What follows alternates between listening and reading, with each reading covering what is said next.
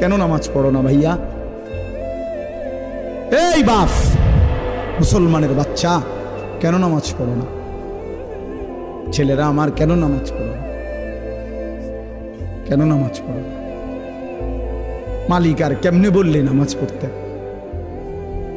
রাসূলুল্লাহ সাল্লাল্লাহু আলাইহি ওয়াসাল্লাম হাসরের ময়দানে জিজ্ঞাসা করবে, উম্মত, পিঠটা তায়েফের পাথরের আঘাতে চালনির মতো ছিদ্র বানায় ফেলছিলাম, ক্ষুধার কষ্টে পেটে পাথর বাঁধছিলাম, 3 মাস আমার ঘরের চুলায় আগুন জ্বলে নাই, আমি উম্মত দান দান শহীদ করে রক্তে ভাসে গেছি, 23টা বছর আমি কোনোদিন ঠিক মতো ঘুমাই নাই, এত কাঁদলাম, এত রক্ত ঝরাইলাম, বিনিময়ে তোর কলজাটা নরম করতে পারলাম না,